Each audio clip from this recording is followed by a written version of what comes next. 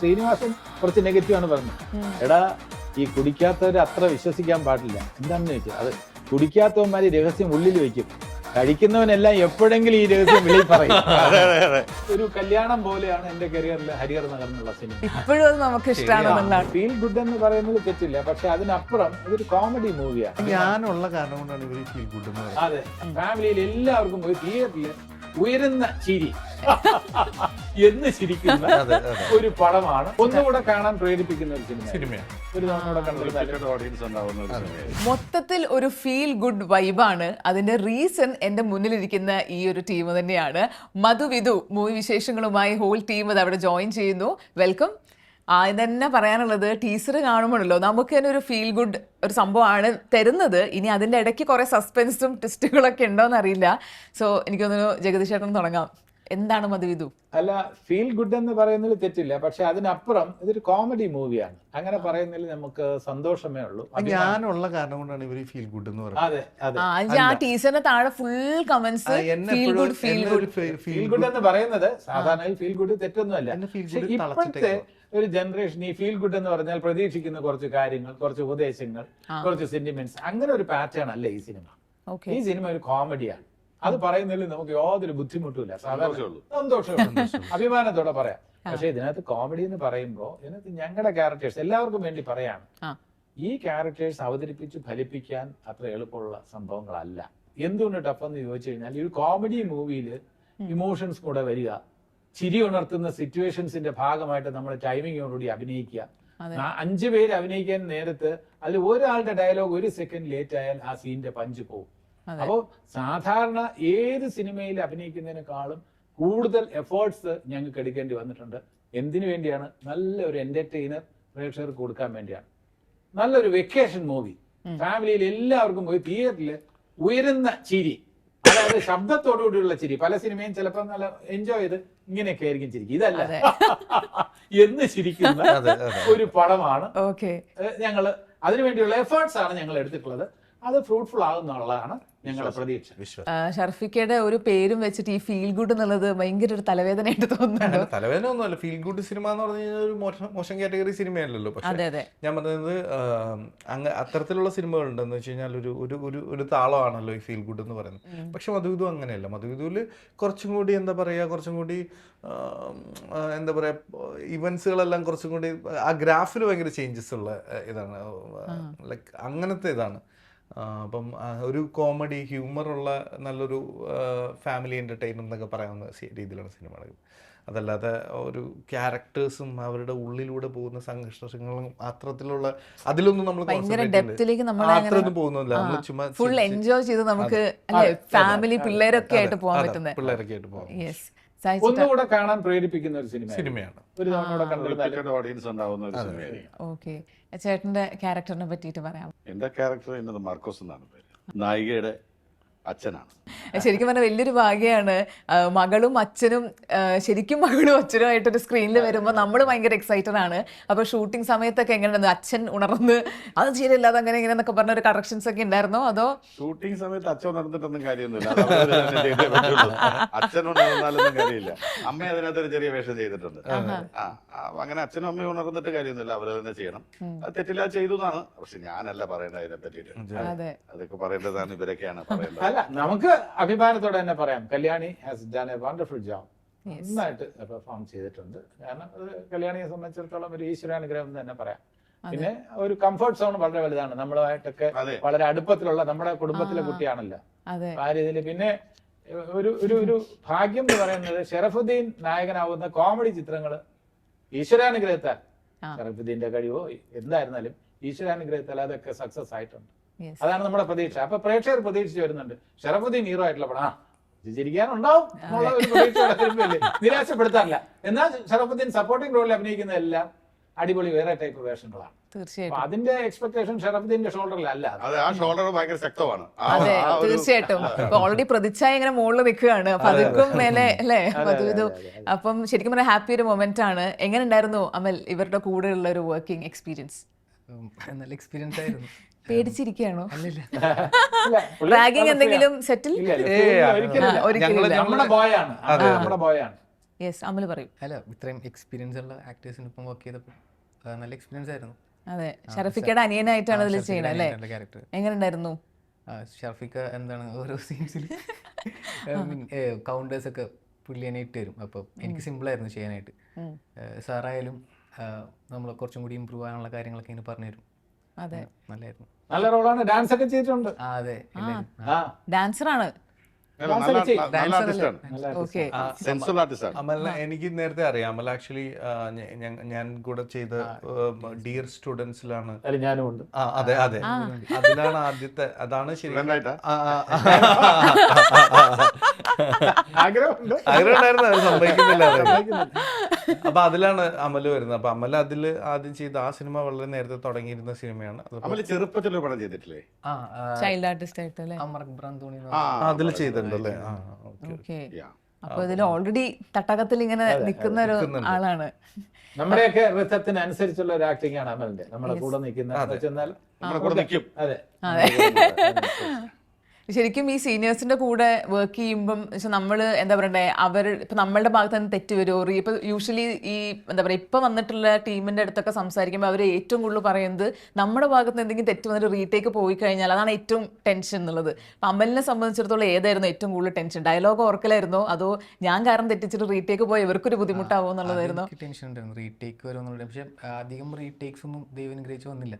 In case വന്നാലും sir കാര്യം. പക്ഷെ ഞങ്ങളുടെ ഈ ഗ്രൂപ്പിൽ ഇപ്പൊ ഈ മധുവിധിയിൽ ഉണ്ടായിരുന്ന ടീം ഒരിക്കലും അങ്ങനെ ദേഷ്യപ്പെടുന്ന ആരും ഇല്ല. മാക്സിമം അവരെയും കൊണ്ട് എത്രത്തോളം വേണമെങ്കിൽ നിന്ന് കൊടുക്കാൻ തയ്യാറായിട്ടുള്ള ആൾക്കാരാണ് ഉള്ളത്.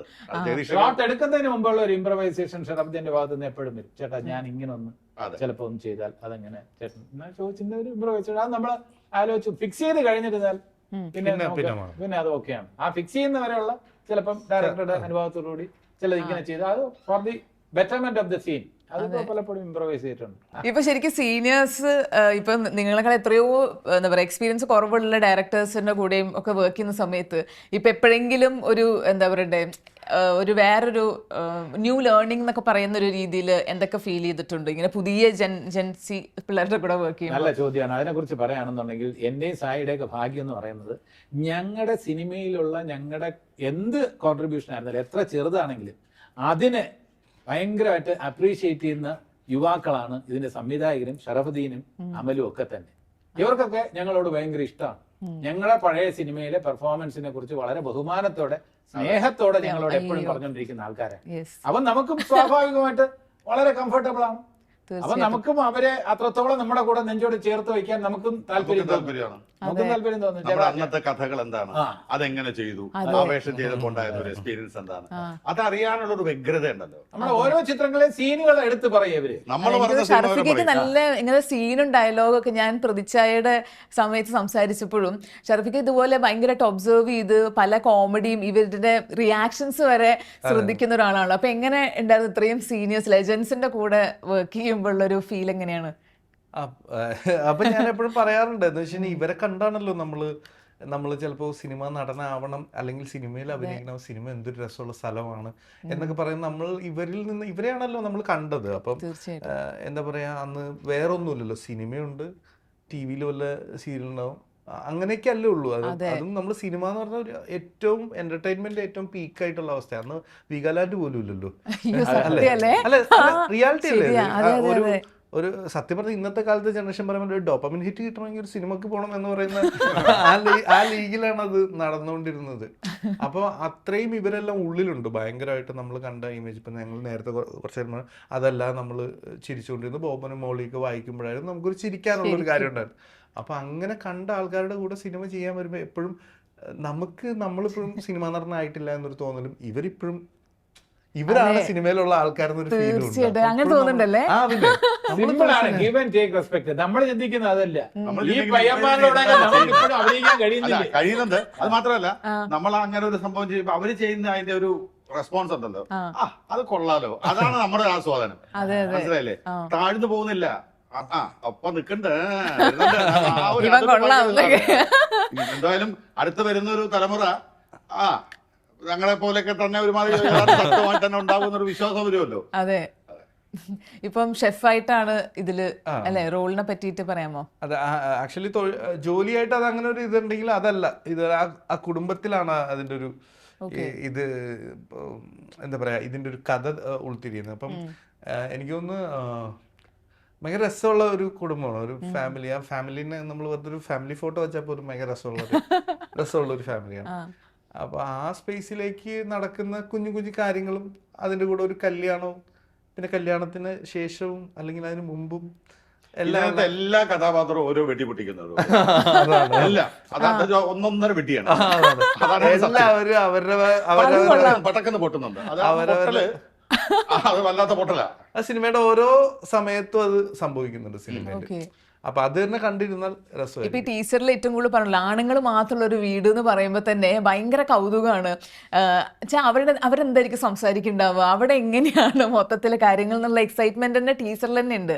സോ അത് ഈ സ്ക്രിപ്റ്റ് വായിക്കുന്ന സമയത്ത് അതെ അപ്പൊ ഈ സ്ക്രിപ്റ്റ് വായിക്കുന്ന സമയത്ത് എത്രമാത്രം അത് സ്ട്രൈക്ക് ചെയ്തിരുന്നു, അല്ലെങ്കിൽ എന്തൊക്കെ ഒരു പാരാമീറ്റേഴ്സിനോ അല്ലെങ്കിൽ മാനദണ്ഡങ്ങൾ ഉണ്ടായിരുന്നു ഇത് ചെയ്യാമെന്ന് സെലക്ട് ചെയ്യാൻ? ഇല്ല, എനിക്കിത് ഞാൻ നേരത്തെ പറഞ്ഞ അജിത് വിനായകല്, ശരത്തേട്ടനും പ്രദീപ് ഏട്ടനുണ്ട്, നമുക്ക് അറിയാവുന്ന ആളാണ്. അവരാണ് ബാബുട്ടൻ ഫിലിംസ് എന്ന് പറഞ്ഞത്, മാളവികയൊക്കെ ഉള്ളത്. അപ്പോൾ അവരും ഒരിക്കൽ ഞങ്ങൾ ദുബായിൽ ഒരു സിനിമയുടെ പ്രൊമോഷന് പോയിരിക്കുമ്പോഴാണ് ഞങ്ങൾ ഇങ്ങനെ ഒരു ചായ കുടിക്കാൻ വേണ്ടി, എനിക്ക് ആ ഷോപ്പിന് റെസ്റ്റോറൻറ്റ് ആരാമം അവിടെ ദുബായിൽ, അപ്പോൾ അതിൽ നല്ല പേരല്ല ആരാമം. അപ്പോൾ അവിടെ പോയി ഇരുന്നിട്ടാണ് എന്താ പറയുക ചായ കുടിച്ചുകൊണ്ടിരിക്കുമ്പോഴാണ് പറഞ്ഞാൽ ഷറഫിനെ വെച്ചിട്ട് ഞങ്ങളൊരു പരിപാടി പ്ലാൻ ചെയ്യുന്നുണ്ട്. അപ്പം ഞാൻ അതേത് പരിപാടി ഞാൻ കേട്ടിട്ടില്ലല്ലോ എന്ന് പറയും. അപ്പം നമ്മുടെ ജയവിഷ്ണുവും ബിബിനും എഴുതുന്നതാണ്, വിഷ്ണു ചെയ്യുന്നതാണ്. അപ്പോൾ ഈ ജയവിഷ്ണു എന്നെ എയർപോർട്ടിൽ ഡ്രോപ്പ് ചെയ്തിട്ട് പോയത്, അതുവരെ എൻ്റെ അടുത്ത് പറഞ്ഞിട്ടില്ല ഇങ്ങനെ ഒരു പരിപാടി നടന്നിട്ടുണ്ട്, ബാക്ക്ഗ്രൗണ്ടിൽ കൂടെ ഈ ചർച്ച നടന്നിട്ടുണ്ടെന്നുള്ളത്. അപ്പോൾ ഞാൻ ശരി എന്ന് പറഞ്ഞിട്ട് ഞാൻ ഇവിടെ വന്നിട്ടാണ് ജയവിഷ്ണുവിനെ വിളിച്ചിട്ട് കഥ കേട്ടത്. അപ്പം അങ്ങനെ കേട്ടപ്പോൾ എനിക്ക് ഭയങ്കര ഇൻട്രസ്റ്റിംഗ് ആയിട്ട് ഒന്ന് ഈ ജയ്യൊക്കെ ആ ഒരു പത്തനംതിട്ട അല്ലെങ്കിൽ ആ ഭാഗത്തു നിന്നുള്ള ഒരു കഥ പറയുന്നത് ഭയങ്കര മധുരമനോരമത്തിൻ്റെ ഒക്കെ റൈറ്ററായിരുന്നു. അപ്പം അതും 2 റൈറ്ററാണ്, ഇവർ 2 റൈറ്റേഴ്സാണ്. അപ്പം അത് ഭയങ്കര ഇഷ്ടമായിട്ട് എനിക്ക് തോന്നി, ഭയങ്കര ഇൻട്രസ്റ്റിംഗ് ആയിട്ട് എനിക്ക് തോന്നി. അപ്പം ഞാനത് ഈ കഥ അപ്പം ആ സിനിമ അന്ന് ഇപ്പം കണ്ടിട്ട് കുറേ പേര് തന്നെ അയ്യോ ഈ തരത്തിലുള്ള സിനിമകൾ നമുക്ക് ഭയങ്കര മിസ്സിങ് ആയിരുന്നു, ഇങ്ങനെ സിനിമകൾ കാണണം എന്നൊക്കെ പറഞ്ഞ് കുറേ പേര് മെസ്സേജ് ഒക്കെ അയക്കുക. അപ്പൊ അവരെന്തായാലും കാണുമല്ലോ, അല്ലെങ്കിൽ അങ്ങനെ ഒരു മേജർ ക്രൗഡിന് ഇഷ്ടമാവുന്ന ഒരു സിനിമ ആയിരിക്കുമല്ലോ എന്നുള്ളതായിരുന്നു മധുവിധുവിലേക്ക് എൻ്റെ എൻട്രിക്ക് കാരണം. പിന്നെ എല്ലാം സുഹൃത്തുക്കളാണ്. ബിബിനെയൊക്കെ എനിക്ക് നേരത്തെ അറിയാം, വിഷ്ണുവിനെയാണ് അപ്പം പരിചയപ്പെട്ട്, ജയ് പിന്നെ നേരത്തെ അറിയാവുന്നതാണ്. ഇതില് ചേട്ടനൊരു എക്സ് ഗൾഫായിട്ട് ആണ്. അപ്പോൾ ചേട്ടൻ തന്നെ ഒരു ഡയലോഗ് കണ്ടെടുക്കുകയാണെങ്കിൽ, നിന്റെ അച്ഛൻ കുവൈറ്റിലല്ലേ, ഇതുവരെ വന്നിട്ടില്ലല്ലോ, ഇതാണ് കാരണം എന്ന് പറയുന്നത്. ഹരിഹർ നഗറിലൊരു ഡയലോഗ് ഉണ്ടല്ലോ. അപ്പം ഈ ഒരു അച്ഛൻ എങ്ങനെയാണ് ഗൾഫിൽ നിന്ന് തിരിച്ച് നാട്ടിലേക്ക്? ഗൾഫിന്റെ റെഫറൻസ് ഇതിനകത്ത് 2-3 സീനിൽ വരുന്നുണ്ട്. നല്ല ഇൻട്രസ്റ്റിംഗ് ആയിരിക്കും. ഇൻട്രസ്റ്റിംഗ് എന്നുള്ള വാക്ക് മാത്രമാണ് ഒന്നും മിണ്ടില്ല. ഇൻട്രസ്റ്റിംഗ് ആയിരിക്കും ഗൾഫിന്റെ അല്ല ജീവിതത്തില് ഈ കാലഘട്ടത്തിലല്ലേ, ഈ കാലഘട്ടം നമ്മൾ പറയുന്നത് അതുപോലത്തെ ഒരു കാലഘട്ടത്തെ കുറിച്ചല്ലേ ഡയലോഗിലുണ്ട്. അതിന്റെ ഇപ്പോൾ അതിനകത്ത് ഇത് അതിനു മുമ്പേ എഴുതിയ ഒരു സീനാണ്. അപ്പൊ ഇപ്പോഴത്തെ ഇതൊക്കെ വരുന്നുണ്ട് അതിനകത്ത്, വന്ന് ഭവിച്ചതാണ്. അപ്പൊ ആ അനുഭവങ്ങളൊക്കെ ഉള്ളപ്പോഴും നമ്മളൊരു നാടൻ രീതിയിൽ തന്നെ ഗൾഫിലെ ജീവിത പരിചയം ഒക്കെ വെച്ചിട്ടും നാട്ടിൽ കഴിയുന്നത്. ഇപ്പൊ നമ്മൾ ഗൾഫിൽ എന്തൊക്കെ ഗൾഫിൽ വർക്ക് ചെയ്തിട്ടുണ്ടെന്ന് പറഞ്ഞാലും നാട്ടിൽ വരുമ്പോ നമ്മൾ പക്ക നാട്ടിൻപുറത്തുകാരാണ് നമ്മുടെ മലയാളികൾ. അല്ലാതെ അവിടെ ഗൾഫിൽ നിന്ന് വന്ന ഗൾഫ് റിട്ടേൺ എന്ന് പറഞ്ഞ വേറൊരു രീതിയിലല്ല പെരുമാറുന്നത്. ഇവിടെ വരുമ്പോ ഈ നാടിന്റെ ഭാഗമായിട്ട് തന്നെ കഴിയാന്നുള്ളതാണ്. അതിന്റെ ഒരു ടിപ്പിക്കൽ എക്സാമ്പിൾ ആണ് ഇതിലെ രാജ്കുമാർ എന്ന് പറയുന്നത്. ഇപ്പോൾ ചേട്ടൻ്റെ ക്യാരക്ടേഴ്സ് ആണെങ്കിലും ഇപ്പോൾ ചേട്ടൻ സെലക്ട് ചെയ്യുന്ന സിനിമകളാണെങ്കിലും ഇപ്പോൾ ഒരു പുതിയ സിനിമയിൽ ജഗദീഷ് എന്നൊരു പേര് കാണുമ്പം ഇതിൽ ഇനി എന്തൊക്കെയാണോ ചേട്ടൻ ചെയ്യാൻ പോകുന്നത് ഭയങ്കര നമ്മളിങ്ങനെ വെയിറ്റ് ചെയ്തിരിക്കുന്ന ഒന്നാണ്. അതിലത്തെ മെയിൻ റീസൺ എനിക്ക് തോന്നുന്നു ഈ ഒബ്സർവേഷൻ തന്നെയാണ്. ഇപ്പോൾ ചേട്ടൻ ഭക്ഷണം ഇല്ലാത്ത ഒരു ഇൻ്റർവ്യൂസിൽ തന്നെ എത്രയോ കണ്ടിട്ടുണ്ട്. ഭക്ഷണം സുഖമായിട്ട് ആസ്വദിച്ച് കഴിക്കുന്നത് നമ്മൾ കണ്ടു, കള്ളു കുടിക്കുന്നത് നമ്മൾ എൻജോയ് ചെയ്ത് കള്ളു കുടിക്കുന്നത് നമ്മൾ കണ്ടു. അപ്പോൾ ഇതൊക്കെ അത്രയും ഒബ്സർവ് ചെയ്ത ഒരാൾക്കാണ് അങ്ങനെ പെട്ടെന്ന് ചെയ്യാൻ പറ്റുള്ളൂ. അപ്പോൾ ഒന്നാമത്തെ കാര്യം മറ്റേ നമ്മുടെ ആദിശങ്കരന്റെ അടുത്ത് പറഞ്ഞ പോലെ പൂർണ്ണനല്ല.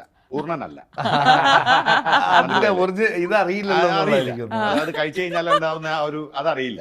അതിനകത്ത് ചെറിയ മിസ്റ്റേക്കുണ്ട്.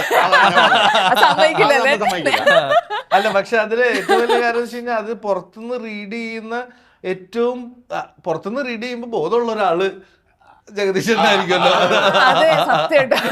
അപ്പൊ ഞാൻ വിചാരിക്കുന്നു ഈ എക്സ് ഗൾഫ് എന്ന് പറയുന്ന എത്രയോ ആളുകൾ ചേട്ടൻ റിയൽ ലൈഫിൽ തന്നെ കണ്ടിട്ടുണ്ടാവും. അപ്പൊ അവരുടെ എന്തൊക്കെ കാര്യങ്ങൾ, ചിലപ്പോൾ അവർ പറയുന്ന സാധനങ്ങളായിരിക്കാം, അവരുടെ ചിലപ്പോൾ ചില ആക്ഷൻസ് ആയിരിക്കാം, അങ്ങനെ എന്തെങ്കിലുമൊക്കെ നോട്ട് ചെയ്തതിൽ ഉപയോഗിച്ചിട്ടുണ്ട്? തീർച്ചയായിട്ടും. ഗൾഫുകാരാണ് നമ്മളവിടെ ഗൾഫിൽ ചെല്ലുമ്പോൾ എന്ന് പറഞ്ഞാൽ അവര് നമ്മളോട് കാണിക്കുന്ന സ്നേഹം നമുക്ക് എല്ലാവർക്കും ഒരാൾക്കും മറക്കാൻ പറ്റില്ല.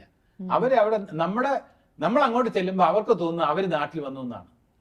നമ്മളില് അവരുടെ നാട്ടുകാരെ അവരുടെ ബന്ധുക്കളെയൊക്കെ കാണാൻ വരുമ്പോ അപ്പോ അതിന് ഒരു എന്താ പറയാ, സാമ്പത്തികമായിട്ട് വളരെ ഞെരുക്കമുള്ളവർ പോലും ഒരു ഫോട്ടോ എടുക്കാൻ പോകാൻ നേരത്ത് മടിച്ച് ഒരു പേനയോ എന്തെങ്കിലുമൊക്കെ തരുമ്പോ ഞാൻ ഇതിന്റെ ആവശ്യം എന്താണ്?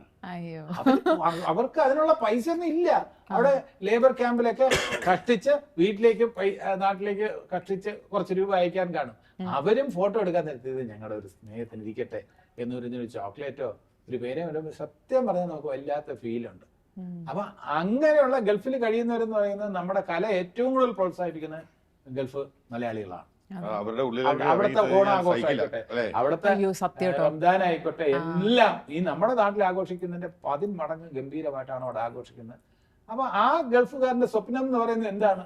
ഇവിടെ നാട്ടിൽ അവന് ചെയ്യാൻ കഴിയാത്ത കുറച്ച് കാര്യങ്ങൾ സാമ്പത്തികമായിട്ട് കുറച്ചൊന്ന് രക്ഷപ്പെട്ട് നാട്ടിൽ വന്ന് കുടുംബത്തിന് വേണ്ടി ഒരു വീടുണ്ടാക്കുക, അതൊക്കെയാണ് അവന്റെ സ്വപ്നം. ആ സ്വപ്നം എന്ന് പറയുമ്പോൾ അവൻ കുറെ നാട്ടിലെ സുഖം ത്യജിച്ചിട്ടാണ് അവിടെ നിൽക്കുന്നത്. സ്വപ്നങ്ങളാണ് കാണുന്നത്. അപ്പൊ ആ സ്വപ്നം കണ്ട ഒരു ക്യാരക്ടർ തന്നെയാണ് ഇയാള്. ഏത് സാഹചര്യത്തിലാണ്, എങ്ങനെ സ്വപ്നം കണ്ടു, പിന്നീട് എന്ത് സംഭവിച്ചു എന്നൊക്കെ റെഫർ ചെയ്ത് പോകുന്നുണ്ട്. അല്ലാതെ അതിനെ ഹൈലൈറ്റ് ചെയ്യുന്നില്ല.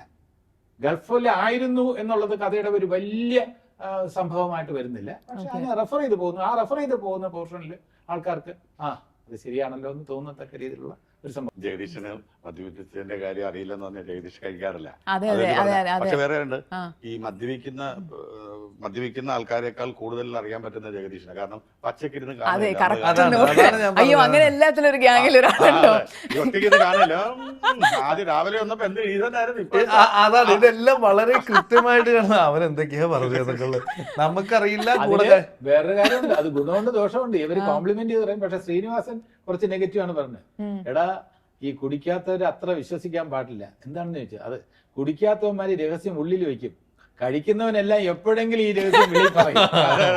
നിന്നെ വിശ്വസിക്കാൻ പറ്റില്ല, നീ രഹസ്യം ഉള്ളിൽ ഒതുക്കുന്നു പലപ്പോഴും കളിയാക്കി പറയാറുണ്ട്. അതെ, പിന്നെ ഇങ്ങനെ കുടിക്കാത്ത ആളുകൾ ഇങ്ങനത്തെ സഭയിൽ മെയിൻ ആയിട്ട് പോകുന്നത് എല്ലാവരുടെയും സീക്രട്ട് അല്ലേ വെക്കാനും കൂടി ആയിരിക്കാം. വരാറില്ല. അവിടെ വരുന്ന സമയത്ത് എന്താണെന്ന് വെച്ചാൽ ആ സെക്ഷനിലേക്ക് ജഗദീഷ് വരില്ല. ജഗദീഷ് കഴിക്കാനുള്ള എന്തെങ്കിലും കഴിച്ചു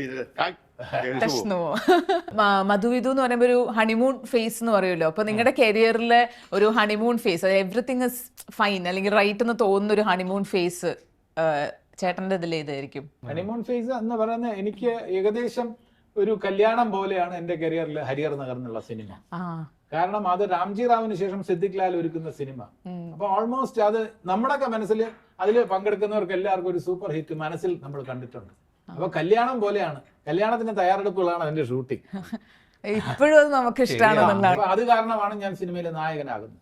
ഹരിഹർ നഗർ എന്ന ചിത്രം കാരണമാണ് ഞാൻ നായകനാകുന്നത്. 10-40 സിനിമയിൽ നായകനാകാൻ കഴിഞ്ഞ ആ ഒറ്റ ചിത്രം കൊണ്ടാണെന്ന് ഞാൻ വിശ്വസിക്കുന്നു. എനിക്കും അതേപോലെ തന്നെ രാംജി റാവ്. പക്ഷെ അതില് പെണ്ണിനെ കണ്ടിട്ടില്ല. ഡെബറി എത്ര കിട്ടുമെന്ന് അറിയില്ല. മനസ്സിലായില്ലേ? ഫാമിലി എങ്ങനെ ഉണ്ടാവും അറിയില്ല. ഇത് നമ്മുടെ കല്യാണത്തിന് എത്ര പേര് പങ്കെടുക്കും അറിയില്ല. പക്ഷെ കല്യാണ ദിവസം കഴിഞ്ഞ് 2-3 ദിവസം കഴിഞ്ഞപ്പോ നാട്ടുകാർ തന്നൊരു സ്വീകരണമുണ്ട്. ആ സ്വീകരണം ആയിരുന്നു എന്റെ മധു. അയ്യോ, നല്ല രസമുണ്ട്. അത് കൊട്ടാരക്കര തിയേറ്ററിൽ സായിച്ചേട്ടൻ പോയ ഒരു കഥയോ എന്തോ കൊല്ലത്ത് ഞാൻ കേട്ടിട്ടുണ്ട്. 2 ദിവസം പടത്തിനൊന്നും അധികം ആളൊന്നും ഉണ്ടായി. അത് വലിയ ആരും അങ്ങനെ വലിയ ആൾക്കാരല്ലല്ലോ അല്ലെ? ആരും ഒന്നും ഇല്ലല്ലോ. സിദ്ദിഖ് ലാല് പുതിയതാണ്, മുകേഷ് ഇന്നസെന്റ് ചേട്ടനും അങ്ങനെ വലിയൊരു ഫേമസ് ഒന്നും ആയിട്ടില്ല. അപ്പൊ പിന്നെ വിജയരാഘവൻ ചേട്ടന്, പിന്നെ ദേവേട്ടനാണ് തമിഴ്, തെലുങ്ക്, കന്നഡ, മലയാളം, ഇംഗ്ലീഷ് എന്നൊക്കെ പറഞ്ഞിട്ടുള്ള ഒരാള്. ബാക്കി നായിക പുതിയതാണ്, ഫൈറ്റ് മാസ്റ്റർ പുതിയതാണ്, മ്യൂസിക് ഡയറക്ടർ പുതിയതാണ്.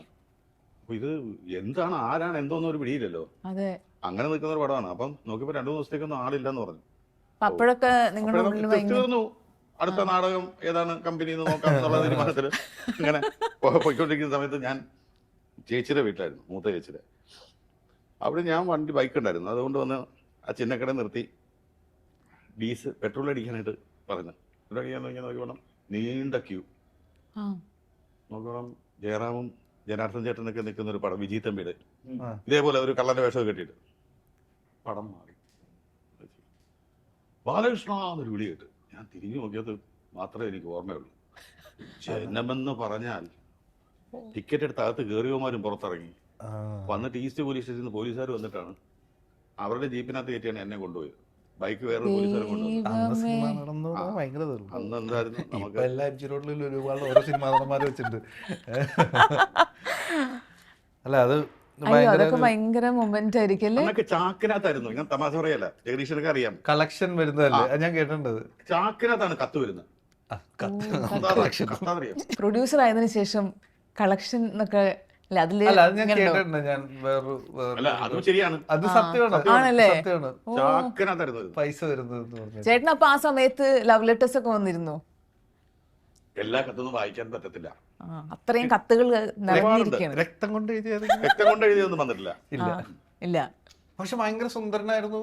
അയ്യോ അത് അടിപൊളിയായിട്ട് നമ്മൾ പെട്ടെന്ന് ഞാൻ ആലോചിക്കും ആ കാലത്ത് നമ്മൾ പിന്നെ ടി വിയിലാണല്ലോ കണ്ടത്. അപ്പൊ ആ സമയത്ത് തിയേറ്ററിൽ കാണുന്ന ആളുകളുടെ ഒക്കെ കിളിവായ അവസ്ഥ സാധാരണക്കാരനെ റെപ്രസെന്റ് ചെയ്തിട്ടുള്ള അല്ലേ. ഞാൻ പിന്നെ ബാച്ചിലർ അല്ലായിരുന്നു സിനിമ വരുമ്പോ. ആണല്ലേ, അത് ആൾക്കാർക്ക് അറിയാം. അപ്പൊ അതുകൊണ്ട് വലിയ രക്തത്തിലൊന്നും വന്നിട്ടില്ല. അപ്പം എന്താ പറയാ, അത് തന്നെയാണ് ഇവരുടെ സിനിമകൾ കണ്ട് നമുക്ക് ഉണ്ടാകുന്ന വൈബ് അതായിരുന്നു. എന്റെ പ്രേമമാണ് കേട്ടോ. പ്രേമം റിലീസാവുന്നവരെ അടിച്ച ടെൻഷൻ ഈ പറഞ്ഞ പോലെ പ്രേമം റിലീസായി. ഞാൻ ഇപ്പതേ അവിടെ പറഞ്ഞോളൂ, റിലീസായി, പടം റിലീസായി, പത്മയിൽ കണ്ടു. ഞാനും നിവിനും ജൂഡും, നിവിന്റെ വൈഫ് റിന്ന, പിന്നെ ജൂഡിന്റെ മമ്മി, ഞങ്ങൾ ഇത്ര പേര് ഇവിടുന്ന് വേഗം വണ്ടി എടുത്ത് പുറത്തേക്ക് പോയി. കാരണം മറ്റവരെല്ലാം ചെന്നൈയിൽ നിന്ന് വരുന്നുള്ളൂ. അതിന് പുറത്തു പോയി ഞങ്ങൾ കുറച്ചു നേരം എല്ലാം ഒരു ചായ കുടിച്ച് വർത്താനം പറഞ്ഞ് പിരിഞ്ഞു. അവിടം വരെ എനിക്ക് ഓർമ്മയുള്ളൂ. പിന്നെ കുറച്ച് കാലം എനിക്ക് ഓർമ്മയില്ല ശരിക്കും പറഞ്ഞു കഴിഞ്ഞാൽ. വേറൊരു വേൾഡ് ആയിരുന്നു നമ്മള് ശരിക്കും. എന്താ ഈ നടക്കുന്നതെന്ന് തോന്നുന്നു. സത്യം കേട്ടോ. അത് ഞാൻ ആ സമയത്ത് ചെന്നൈയിൽ പഠിക്കുക.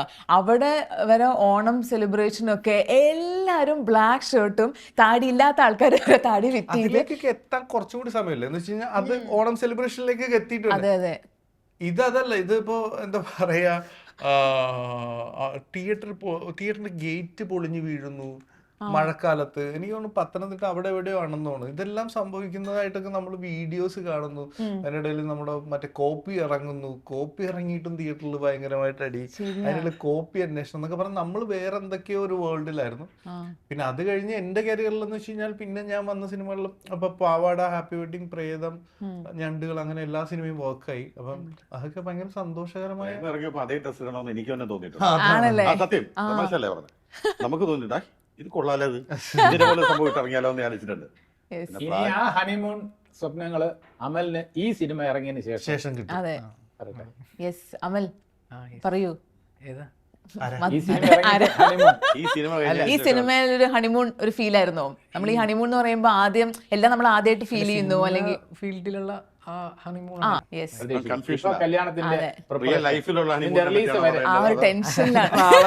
അതാണ് സദ്യക്ക് എല്ലാ സാധനങ്ങളും കറക്റ്റ് ആയിരിക്കും. ഹോളില് പരിപാടി ഉണ്ടാവും, എല്ലാ വിളിച്ചവരൊക്കെ സീനൊക്കെ എങ്ങനെയാവും, കൂട്ടുകാരെന്ത് പറയും, കൂട്ടുകാരി സോറി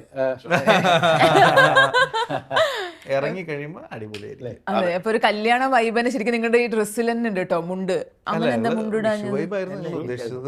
അല്ല വിഷുവാണ്, എന്നാലും ഒരു മധുവിധു ആ ബാക്ക്ഗ്രൗണ്ടും അതേപോലത്തെ ബാക്ക്ഗ്രൗണ്ട് പറഞ്ഞപ്പോഴാണ് അതില് ജഗദീഷ് ചേട്ടനെ കാണുമ്പോഴാണ് എല്ലാ ടീമിന്റെ കൂടെയും അവരുടെ എനർജിയിൽ നിൽക്കുക എന്ന് പറയുന്ന ഒരു വൈബ് ഉണ്ടല്ലോ. ഇപ്പം സന്ദീപ് പറഞ്ഞൊരു സാധനം ഉണ്ടായിരുന്നു. ഇപ്പൊ നമ്മളെ കുറക്കം തൂങ്ങി സെറ്റിലേക്ക് ഇരിക്കുകയാണെങ്കിലും സന്ദീപ് ഗുഡ് മോർണിംഗ് എന്ന് പറയുമ്പോൾ തന്നെ ഗുഡ് മോർണിംഗ് ചേട്ടാ എന്ന് പറഞ്ഞ് നമുക്ക് ആ ദിവസം ഓൺ ആവാനുള്ള എനർജി കിട്ടാന്ന്. അപ്പൊ യൂഷ്വലി പറയല്ലോ നമ്മളൊരു റൂമിലേക്ക് വരുന്ന മുന്നേ നമ്മുടെ എനർജി ആദ്യം പോകും എന്നൊക്കെയാണ് പറയുന്നത്.